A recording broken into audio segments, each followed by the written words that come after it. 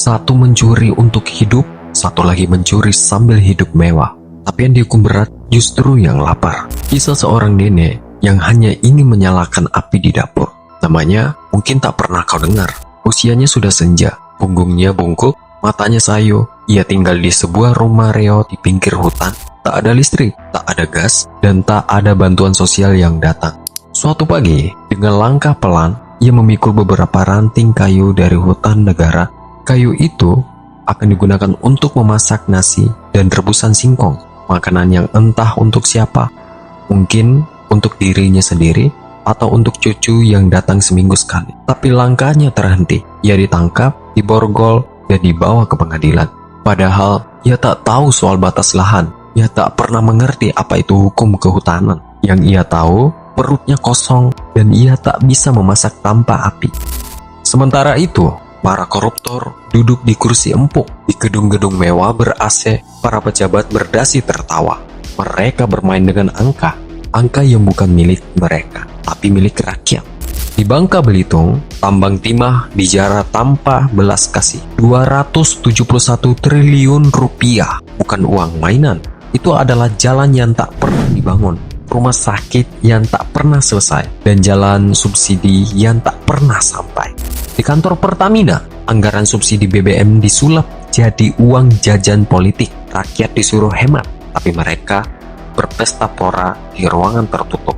Saat ditangkap, berbatik, berjas, bahkan kadang disalami. Mereka tidak menangis seperti si nenek. Mereka menikmati proses hukum seolah itu adalah sekedar formalitas. Setelah beberapa tahun, mereka bebas. Bahkan ada yang menjabat lagi.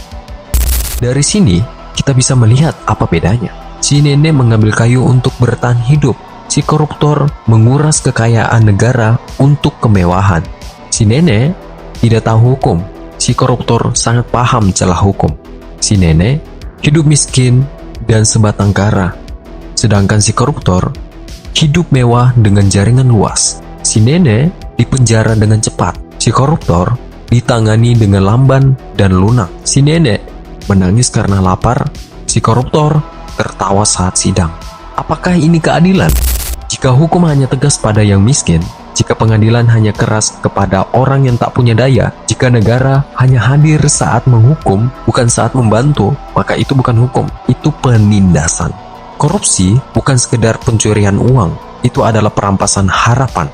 Harapan rakyat kecil untuk hidup lebih baik, untuk dapur yang menyala, untuk sekolah yang gratis, untuk harga yang terjangkau. Dampak ketimpangan ini terasa nyata. Anak-anak muda mulai sinis. Rakyat makin jauh dari negara. Kalau negara tidak adil, buat apa percaya?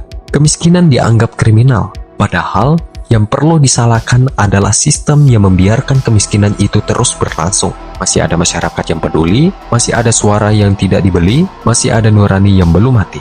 Kita hanya perlu terus bersuara, terus mengingatkan bahwa keadilan bukan untuk dijual. Jika kamu adalah si nenek dan hukum tak berpihak padamu, siapa yang akan membelamu? Jangan diam, keadilan tidak datang dari atas. Ia datang ketika rakyat bersatu menuntutnya.